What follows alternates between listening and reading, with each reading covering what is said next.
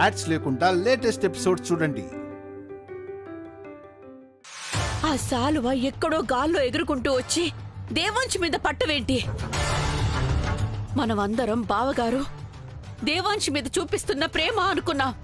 కానీ ఇది కన్న తండ్రినే మింగేయడానికి కడుపులో పిండం చూపిస్తున్న ప్రభావం అని మనకిప్పుడే అర్థమైంది.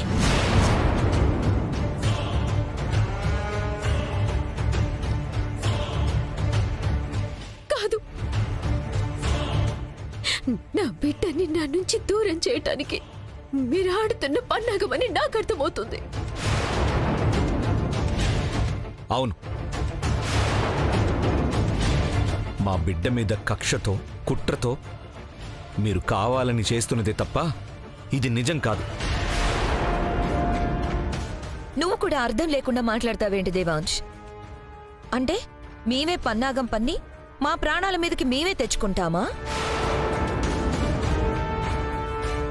ఎక్కడి నుంచో ఎగురుకుంటూ వచ్చిన శాలువాకి, దాన్ని చూసి ఆవేశంగా వచ్చిన ఆంబోతికి మాకు అసలు ఏంటి సంబంధం దేవాంశ్?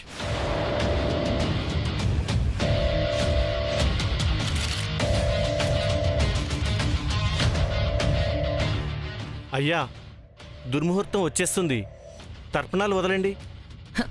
ఇక్కడ ప్రాణాలకే దిక్కులేదంటే ఇంకా దుర్ముహూర్తాలంటారేంటి?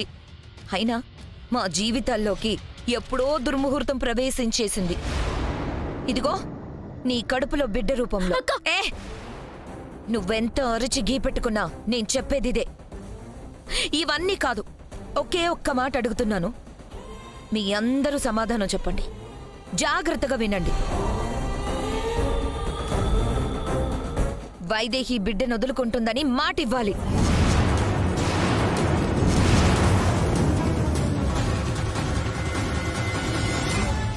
అంతవరకు మావయ్య గారికి తర్పణం వదలడానికి వీల్లేదు.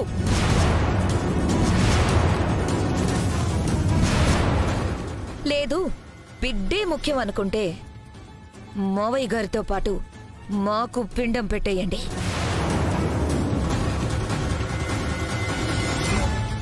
ఎందుకంటే తర్వాత జరగబోయేదాదే.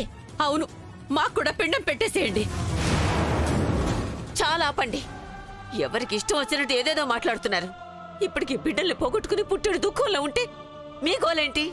ఏదైనా ఉంటే తర్వాత మాట్లాడుకుందాం.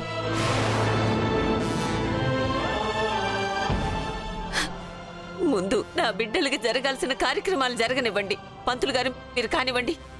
నాన్న దేవాంశ్, నువ్వు వెళ్ళరా. నువ్వు వెళ్ళు బావా.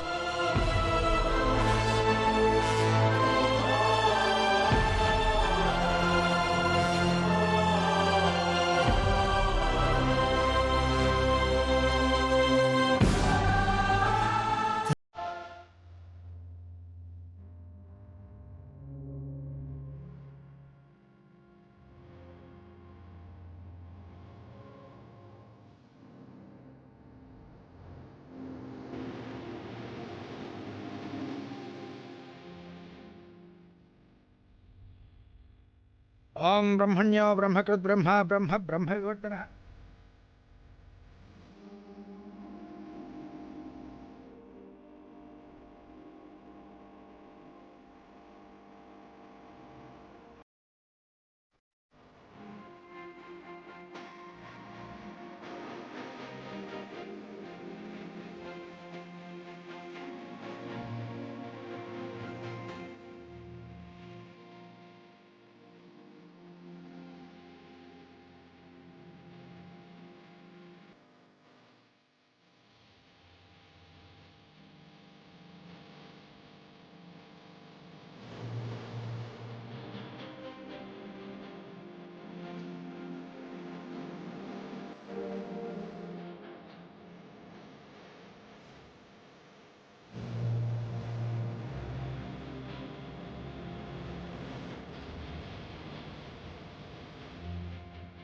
నువ్వు లేక చిన్నబోయే చిన్నారి చిరునవ్వులు.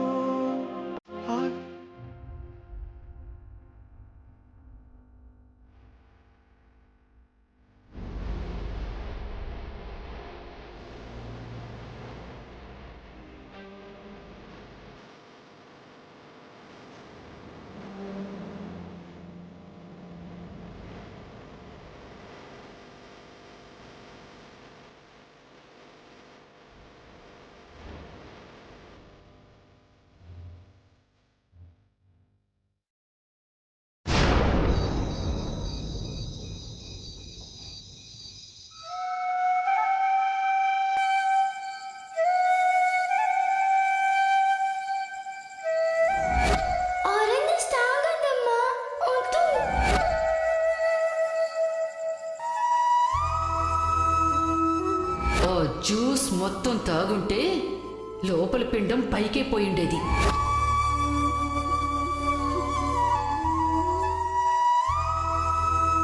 రేపు నాన్నకి ఆపదొస్తుంది.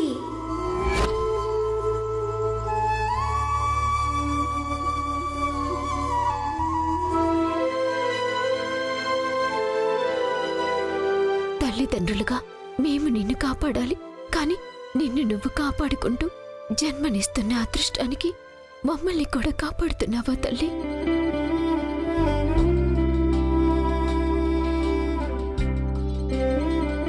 వైదేహి టట్టడాయ్.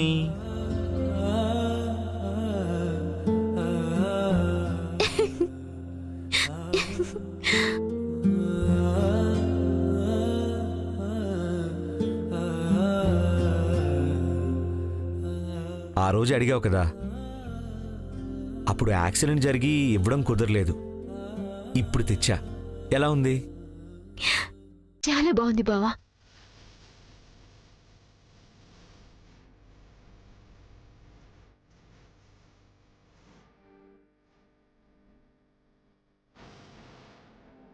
ఇదిగో ఈ నవ్వు, సంతోషం ఎప్పుడూ నీ మొహంలో ఉండాలి.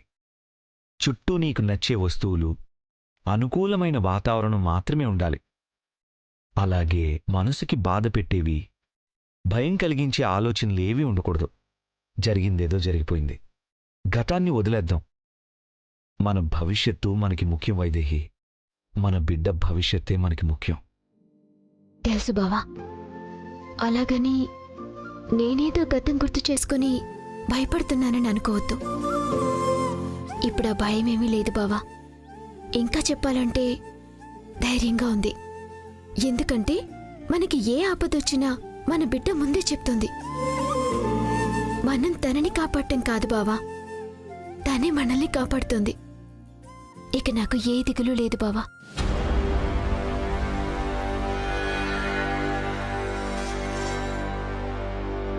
ఏంటి బావా, ఇంకా నమ్మకం కుదరడం లేదా? నాన్నకి ఆపద వస్తుందని చెప్పింది, వచ్చింది కదా. నీళ్లల్లో దిగకూడదని ముందు చెప్పింది.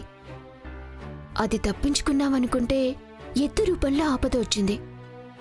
అప్పుడు కూడా మన బిడ్డే తన కదలికలతో చెప్పింది బావా. ఇది నువ్వు నమ్మి తీరాల్సిందే. నా చిట్టి తల్లి దేవతలా మనల్ని కాపాడుతుంటే తనకి దురదృష్టాన్ని అంటకడుతున్నారు బావా. కుటుంబానికి శాపం అంటున్నారు. కానీ వాటిని ఎలా తిప్పికొట్టాలో కూడా నా చిట్టి తల్లి నాకు చెప్తుంది. ఇక నాకు ఏ దిగులు లేదు బావా. నువ్వు చెప్తున్నది నమ్మశక్యంగా లేదు వైదేహి. కానీ ఈ ఆలోచన వల్ల నువ్వు ధైర్యంగా, సంతోషంగా ఉన్నావు. అది చాలు. ఇదే నీకు మన బిడ్డకి మంచిది. నాకు కావాల్సింది ఇదే వైదేహి. నువ్వు ఎప్పుడూ ధైర్యంగా, సంతోషంగా ఉండాలి.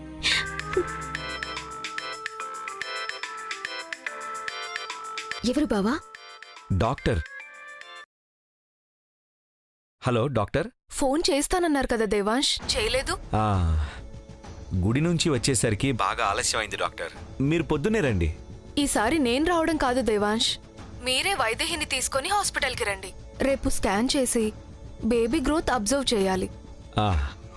సరే డాక్టర్, రేపు మార్నింగ్ తీసుకొస్తాను. ఓకే దేవాంశ్. ఏంటి బావా? డాక్టర్ రేపు నిన్ను హాస్పిటల్కి తీసుకురమ్మంటున్నారు. స్కానింగ్ చేయాలంట. సరే బావా. అవును, స్కానింగ్ అంటే బిడ్డ లోపల ఎలా ఉందో చూడొచ్చు కదా? చూడొచ్చు. రాత్రి నువ్వు నాతో మాట్లాడావు. రేపు నిన్ను చూడబోతున్నాను. పొత్తిళ్లలోకి రాకమునిపే కలిగే ఈ అనుభూతి చాలా బాగుంది బావా, చాలా బాగుంది.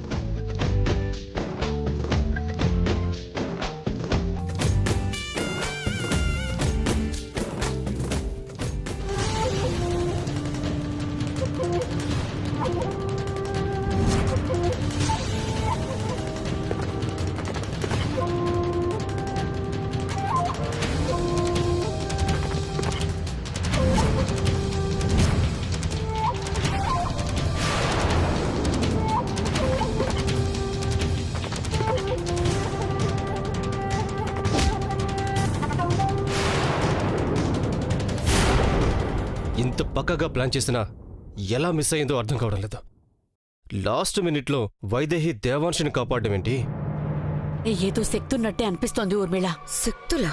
అవును, దేవాంశిని నీళ్లలో ముంచి చంపబోతున్న సంగతి ముందుగానే తెలుసుకుంది.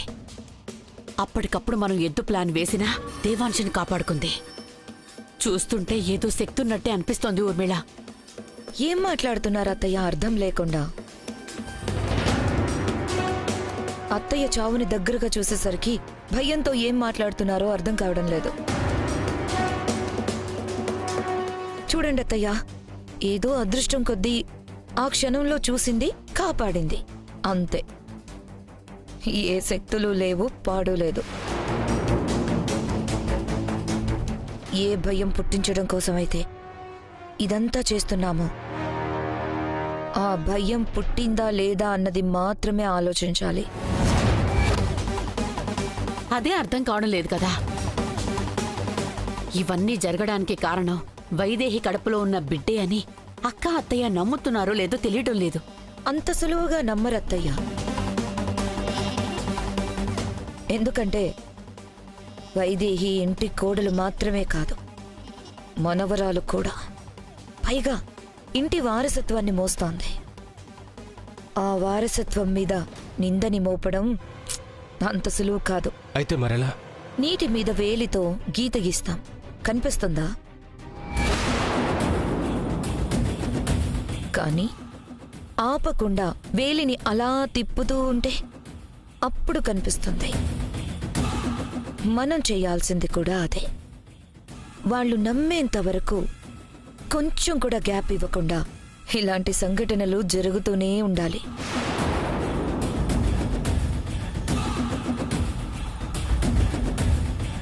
నిజమే. ఈసారి వేసే ప్లాన్ ఇంకా పగడ్బందీగా ఉండాలి. అస్సలు తప్పించుకునే అవకాశమే ఉండకూడదు. మళ్ళీ ఆ ఎద్దులాంటి ప్లాన్ మాత్రం వేయొద్దు. వేసినా నన్ను చుట్టుపక్కల మాత్రం ఉంచొద్దు. అమ్మా, అదేదో అనుకోకుండా జరిగిపోయిందమ్మా, వదిలే. ఏంటి వదిలేసేది? ఆ శాలువ నీ మీద పడుంటే తెలుసుండేది. అమ్మా, నేనేదో కావాలని చేసినట్టు అంటావేంటి? ఇలాంటివి చేసేటప్పుడు ఒక్కోసారి రివర్స్ అయ్యి మన మీదకే వస్తాయి. అన్నిటికీ ప్రిపేర్ అయి ఉండాలి. ఏ ఆపండి, నీ తల్లి కొడుకుల గొడవ తర్వాత ఏం చేయాలో ఆలోచిద్దాం. చెయ్యడానికి ఏమీ లేదు. ఈసారి తగిలే దెబ్బ ఎలా ఉండాలంటే దానికి కారణం వైదేహి కడుపులో ఉండే బిడ్డ అని నమ్మి పెద్దమ్మ నానమ్మలే బిడ్డని తీసేయమని బలవంతం చేయాలి.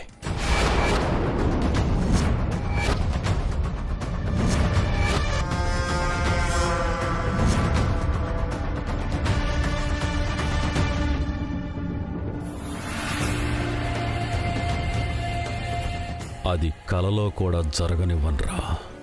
మీరు ఎన్ని కుట్రలు చేసినా మీ నీడల్లే మిమ్మల్ని వెంటాడుతూ మీ నీచత్వాన్ని గుర్తిస్తూనే వెంటాడుతూ ఉంటా. మీరు చేసే ప్రతిదీ తిరిగి మీకే తగిలేలా చేస్తా. మీ కుట్రలకి మీరే బలయ్యేలా చేస్తా. ఆ పిండాన్ని కరిగించటం కాదు, ఆ ఆలోచన వస్తేనే భయంతో పరుగులు పెట్టేలా చేస్తా. నా వారసత్వాన్ని కాపాడుకుంటా.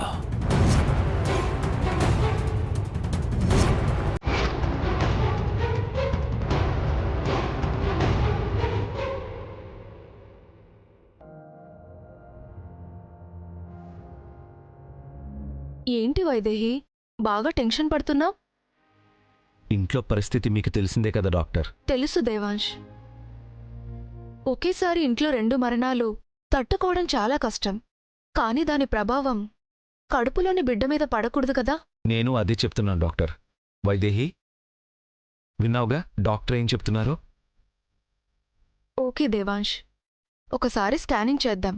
బిడ్డ తల్లి హెల్త్ కండిషన్ ఎలా ఉందో చూసి చెప్పొచ్చు. అలాగే డాక్టర్. ఇక్కడ సంతకం పెట్టండి సార్. దేవాంశ్, ఫార్మాలిటీస్ ఏమీ అవసరం లేదు. ముందు స్కానింగ్ చేయించు సిస్టర్. సరే మేడం, రండి. పద.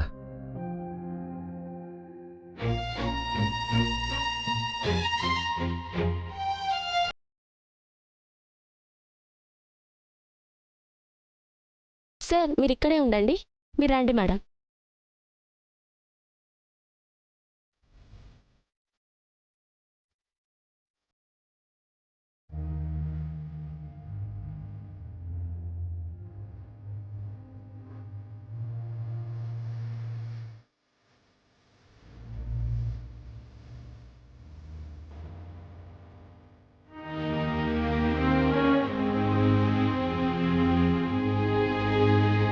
పాప ఎలా ఉంది డాక్టర్?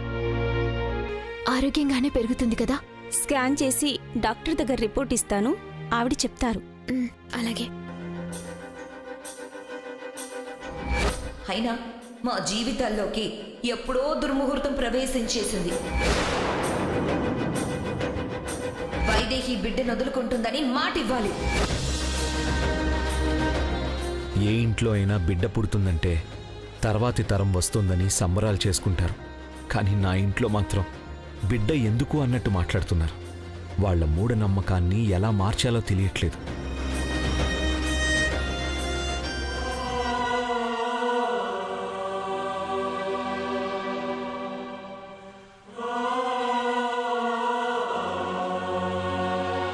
ఈ విషయంలో మీరేం ఆలోచిస్తున్నారో నాకేం అర్థం కావడం లేదత్తయ్య.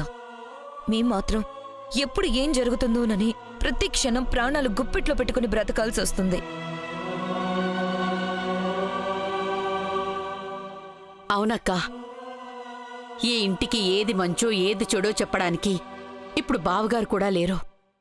ఇప్పుడు ఆయన స్థానంలో ఉండి నువ్వే ఏదొక నిర్ణయం తీసుకోవాలి. లేకపోతే ఈ ఇల్లే వల్లకాడుగా మారిపోతుంది.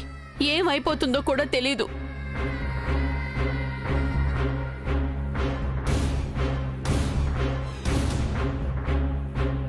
ఏదో ఒక నిర్ణయం తీసుకోవాలత్తయ్య. ఇలాగే మౌనంగా ఉంటే మాత్రం ఈ ఇల్లే వల్లకాడైపోతుంది. అంత పెద్దగా ఏమన్నా ప్లాన్ చేస్తున్నావా?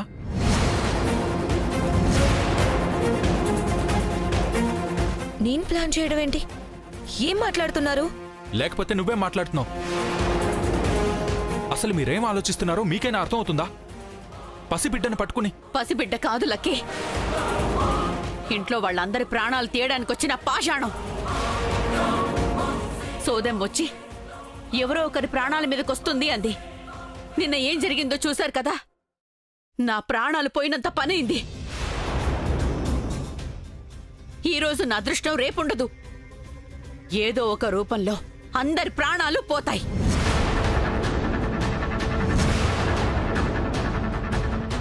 కళ్ళ ముందు ఇంత జరుగుతున్నా ఇంకా నమ్మను అంటే ఏం చేస్తాం? పైగా జాగ్రత్త పడాలని చెప్తుంటే తిరిగి ఏం చేయబోతున్నావని నన్నే అనుమానిస్తున్నారు.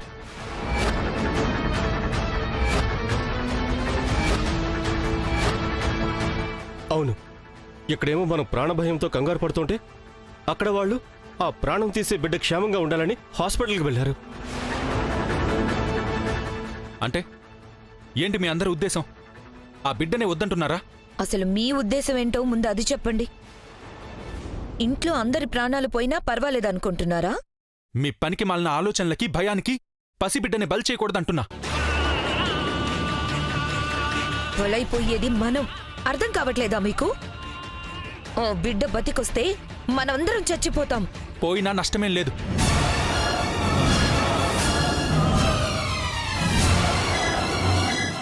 ఏమన్నారు? పోయినా నష్టం లేదా? అత్తయ్య, మీ అబ్బాయి గారు ఏమంటున్నారో విన్నారు కదా? బామ్మగారు వింటున్నారా? నేను పోయినా నష్టం లేదంట మీ మనవడికి. ఎప్పుడైతే మీరు ఈ చక్రాల కుర్చీకి పరిమితమైపోయారో అప్పుడే ఉన్నా లేనట్టయిపోయింది నా బ్రతుకు. ఇప్పుడు కొత్తగా చావు కోసం భయపడ్డం లేదు, కానీ శాపం వెంటాడుతోంది. కుటుంబం ఏమైపోతుందోనని మావయ్య గారు భయపడేవారు కదా, అదే ఆలోచిస్తున్నాను. ఆ శాపం ఏ రూపంలో ఉందో తెలిసి కూడా ఎందుకు మౌనంగా ఉన్నారని బాధపడుతున్నాను. అత్తయ్య, ఆయన ఏదో మాట్లాడతారు. మీ నిర్ణయం ఏంటో చెప్పండి. ఈ ఇంటి కోసం మీరేం ఆలోచిస్తున్నారో చెప్పండి. బామ్మ, మీరు చెప్పండి.